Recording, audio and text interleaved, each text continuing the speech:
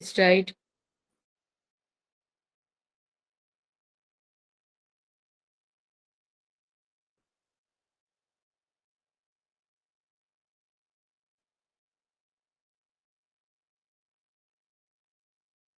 Oh.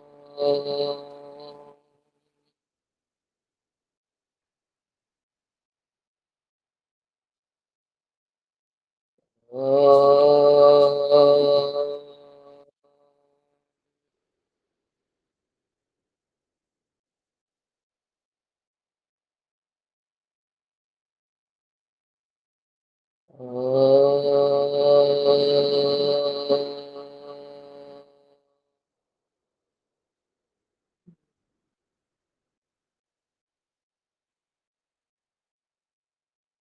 கண்கள் மெதுவாக மூடியிருக்கட்டும். உடல், பிராணன், இந்திரியங்கள், மனம் இவற்றின் அமைதியை சரி செய்து கொண்டு புத்திக்கு வர வேண்டும். மூச்சுக்காற்றை கவனிக்கும்போது பிராணன் அமைதியாகிவிடும். மனதை கவனிக்கும் பொழுது, அதை ஏற்றுக்கொள்ளும் பொழுது மனம் அமைதியாகிவிடும். மனதின் அமைதி ஓரளவு ஆனதற்கு பிறகு, அதை உறுதி செய்து கொண்டதற்கு பிறகு புத்திக்கு வர வேண்டும். ஒரு 2 நிமிடம் மனதை கவனித்து ஏற்றுக்கொண்டு அமைதிப்படுத்தும்.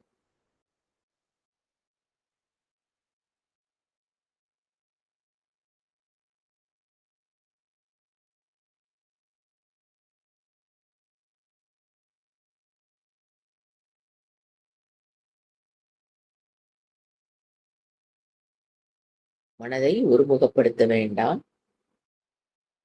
எண்ணங்கள் வராவிட்டாலும் சரி, எப்படிப்பட்ட எண்ணங்கள் வந்தாலும் அதை கவனித்துக் கொண்டு அமர்ந்திருக்க வேண்டும்.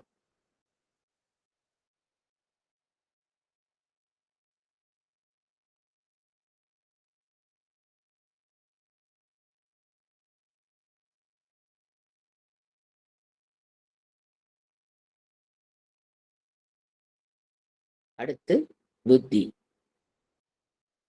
புத்தியை எப்படி அமைதிப்படுத்துவது என்றால், "ஏ புத்தியே, இந்த தியான காலம் முடியும் வரை சிந்திக்கும் திறனுக்கு ஓய்வெடுத்துக்கொள்"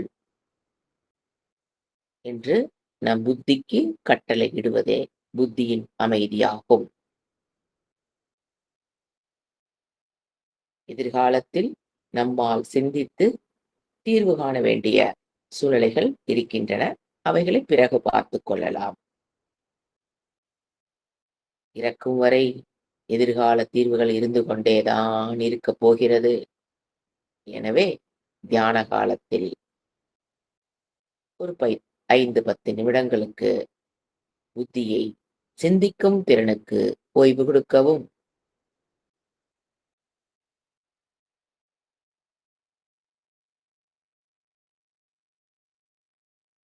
அது எப்படி என்றால், எதிர்காலமே இல்லை, அப்படின்னே ஒண்ணு கிடையாது என்கின்ற பாவனையை கொடுக்கும் பொழுது, மனம், புத்தி அமைதியாகும்.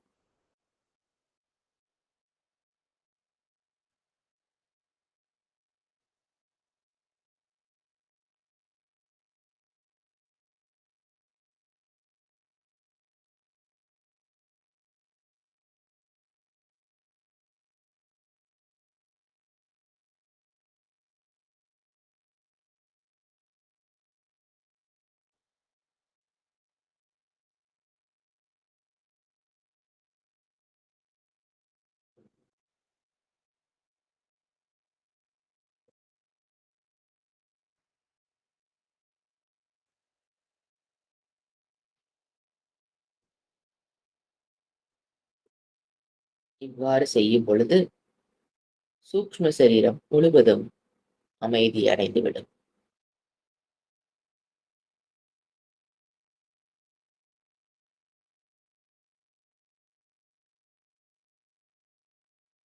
அறிவுக்கு ஓய்வு கொடுக்கும் நேரம் இது என்று கூறுவோம்.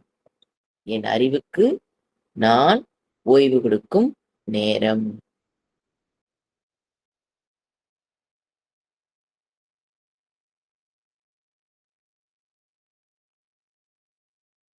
அமைதி என்ற எண்ணம் தோன்றும் பொழுது அதை அனுபவிப்போமாக.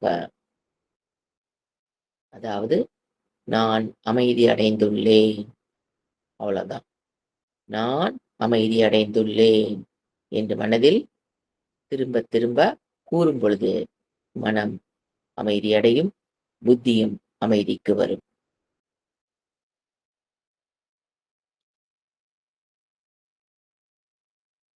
அதாவது அமைதி என்ற எண்ணம், அமைதி என்ற அனுபவம் இரண்டும் ஒன்றாக வேண்டும். அமைதி என்ற எண்ணமே அனுபவம்.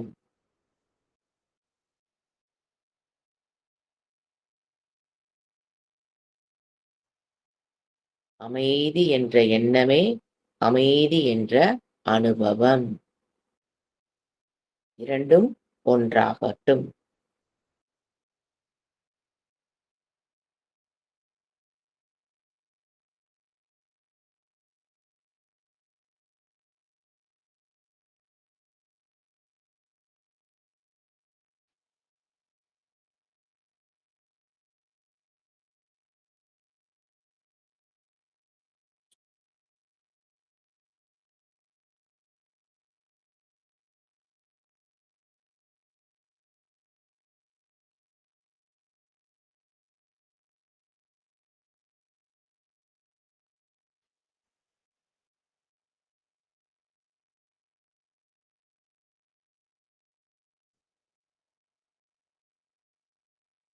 அமைதி என்ற எண்ணமே அமைதி என்ற அனுபவம்.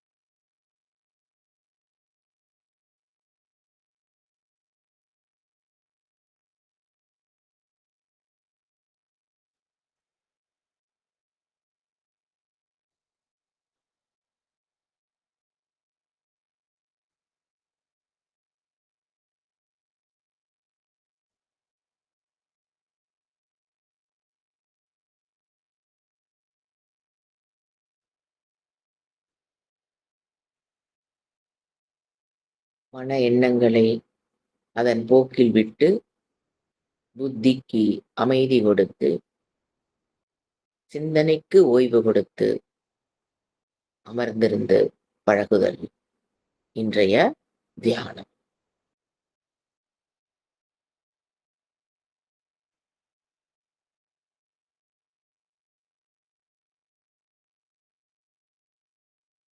ஓ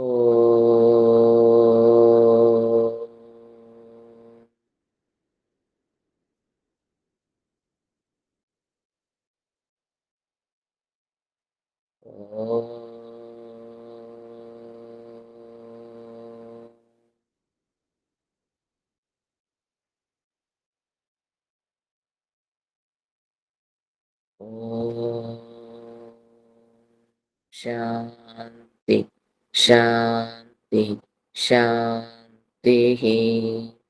ஹரிः ஓம் ஸ்ரீ குருப்யோ நமः. ஹரிः ஓம்.